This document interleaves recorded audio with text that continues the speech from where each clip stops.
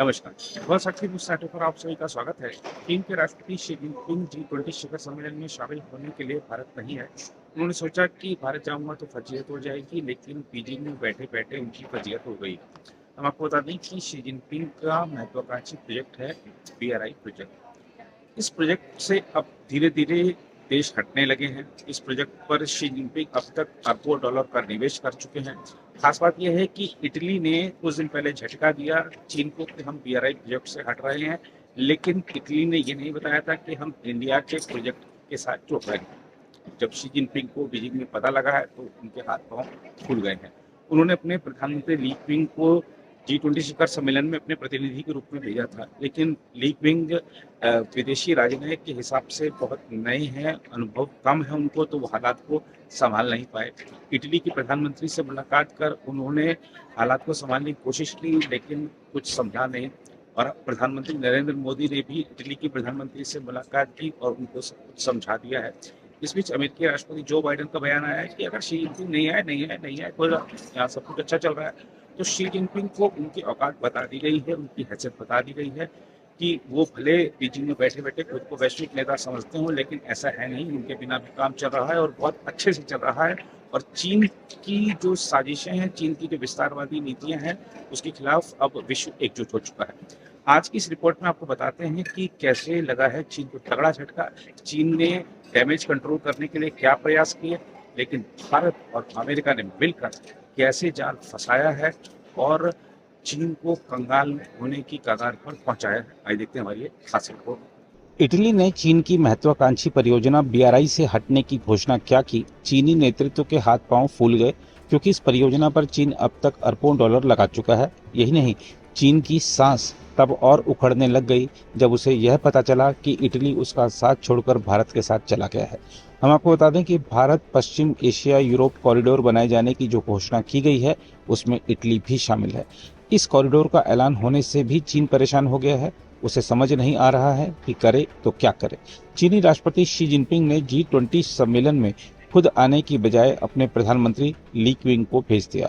ली Qing चूंकि वैश्विक मुद्दों का सामना करने के मामले में नए हैं, इसलिए वह कुछ नहीं कर पा रहे हैं, लेकिन मौके का फायदा उठाते हुए उन्होंने G20 से इतर इटली की प्रधानमंत्री से मुलाकात कर उन्हें समझाने की कोशिश की। लेकिन एक तरफ जैसे ही चीनी प्रधानमंत्री ने इतालवी प्रधानमंत्री से मुलाकात की, तो भारत ने भी मौका नहीं गंवाया। प्रधानमंत्री नरेंद्र मोदी ने भी इतालवी प्रधानमंत्री से मुलाकात कर दोनों देशों के साझा हितों से जुड़े मुद्दों पर चर्चा की। दूसरी ओर प्रधानमंत्री नरेंद्र मोदी ने भारत पश्चिम एशिया और यूरोप कॉरिडोर के ऐलान के समय चीन को इशारों में चेतावनी दे डाली है कि ऐसे प्रोजेक्टों पर काम करते समय दूसरे देशों की अखंडता और संप्रभुता का सम्मान करना चाहिए। यही नहीं, चीन की परेशानी बढ़ाते हुए अमेरिकी राष्ट्रपति जो बाइडेन ने कहा है कि शी जिनपिंग के नहीं आने से कोई फर्क नहीं पड़ा है और शिखर सम्मेलन अच्छे से चल रहा है। जहां तक चीनी और इतालवी प्रधानमंत्री की मुलाकात की बात है, तो आपको बता दें कि चीन के प्रधानमंत्री ली क्विंग ने शनिवार को G20 शिखर सम्मेलन से इतर अपने इतालवी समकक्ष जॉर्जिया मेलोनी से मुलाकात कर द्विपक्षीय संबंधों पर चर्चा की। चीन की महत्वाकांक्षी परियोजना बेल्ट एंड रोड इनिशिएटिव यानी BRI से हटने की इटली की योजना के बीच दोनों की मुलाकात हुई है। इटली का मानना है कि परियोजना अपेक्षित परिणाम नहीं ला पाई है। मेलोनी ने नई दिल्ली में G20 शिखर सम्मेलन में चीन के राष्ट्रपति शी जिनपिंग के जगह शामिल हुए ली क्विंग से मुलाकात के दौरान अपने देश में निवेश और व्यापार करने के लिए निष्पक्ष, न्यायसंगत और गैर भेदभावपूर्ण कारोबारी माहौल प्रदान करने का वादा किया। G20 शिखर सम्मेलन के मौके पर ली और मेलोनी की बैठक इसलिए महत्वपूर्ण रही क्योंकि इतालवी सरकार ने खुले तौर पर BRI से हटने की इच्छा व्यक्त की है। इटली ने कहा है कि चीन की अरबों डॉलर की बुनियादी ढांचा परियोजना से उसे कोई लाभ नहीं हुआ है। दूसरी ओर प्रधानमंत्री नरेंद्र मोदी ने भी शनिवार को अपनी इतालवी समकक्ष जॉर्जिया मेलोनी के साथ द्विपक्षीय वार्ता की, जिसमें उन्होंने वैश्विक जैव ईंधन गठबंधन और भारत मध्य पूर्व यूरोप आर्थिक गलियारा साझेदारी में शामिल होने के लिए इटली की सराहना की। आधिकारिक बयान के अनुसार प्रधानमंत्री मोदी ने भारत की G20 अध्यक्षता के लिए इटली के समर्थन की भी सराहना की। बयान के अनुसार दोनों नेताओं ने भारत और इटली के बीच राजनयिक संबंधों की स्थापना के 75 साल पूरे होने पर संतोष व्यक्त किया। उन्होंने भारत इटली रणनीतिक साझेदारी के विभिन्न क्षेत्रों में प्रगति का भी जायजा लिया और रक्षा और नई उभरती तकनीकों जैसे क्षेत्रों में सहयोग बढ़ाने पर सहमति व्यक्त की। बयान में कहा गया है कि दोनों नेताओं ने व्यापक वैश्विक भलाई के लिए G7 और G20 के मिलकर काम करने की जरूरत बताई। प्रधानमंत्री मेलोनी ने G20 शिखर सम्मेलन के सफल आयोजन के लिए प्रधानमंत्री मोदी को बधाई भी दी।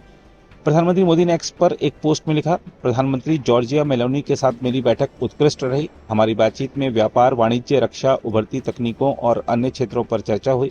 भारत और इटली वैश्विक समृद्धि के लिए मिलकर काम करते रहेंगे। हम आपको बता दें कि इस साल मार्च में अपनी राजकीय यात्रा के दौरान प्रधानमंत्री मेलोनी की यह दूसरी भारत यात्रा है। पिछली यात्रा के दौरान द्विपक्षीय संबंधों को रणनीतिक साझेदारी के स्तर तक बढ़ाया गया था। मोदी G20 शिखर सम्मेलन के लिए दिल्ली पहुंचे कई नेताओं के साथ द्विपक्षीय वार्ता कर रहे हैं। उन्होंने शुक्रवार को अमेरिका के राष्ट्रपति जो बाइडेन, बांग्लादेश के प्रधानमंत्री शेख हसीना और मॉरिशस के नेताओं से बातचीत की थी। शनिवार को प्रधानमंत्री मोदी ने ब्रिटेन और जापान समेत कई अन्य देशों के नेताओं से बातचीत की। दूसरी ओर अमेरिकी राष्ट्रपति जो बाइडेन ने कहा है कि G20 शिखर सम्मेलन में चीन के राष्ट्रपति शी जिनपिंग शामिल होते तो अच्छा होता, लेकिन यह सम्मेलन बेहतर ढंग से जारी है। बाइडेन G20 शिखर सम्मेलन के लिए अपनी भारत यात्रा पर अपने साथ आए अमेरिकी मीडिया के सवालों का जवाब दे रहे थे। यह पूछे जाने पर कि क्या शी जिनपिंग की गैर मौजूदगी का G20 नेताओं के शिखर सम्मेलन पर असर पड़ा है, अमेरिकी राष्ट्रपति ने कहा, उनका यहाँ होना अच्छा होता, लेकिन कोई बात नहीं, शिखर सम्मेलन बेहतर ढंग से जारी है। उधर जिनपिंग की अनुपस्थिति के बारे में पूछे जाने पर विदेश मंत्री एस जयशंकर ने कहा है कि यह हर देश को तय करना है कि ऐसे शिखर सम्मेलनों में उनका प्रतिनिधित्व किस स्तर पर होगा और किसी को भी इस संबंध में ज्यादा मतलब नहीं निकालना चाहिए।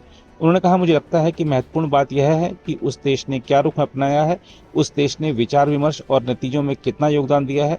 जयशंकर ने कहा कि चीन ने G20 शिखर सम्मेलन के विभिन्न नतीजों का समर्थन किया है।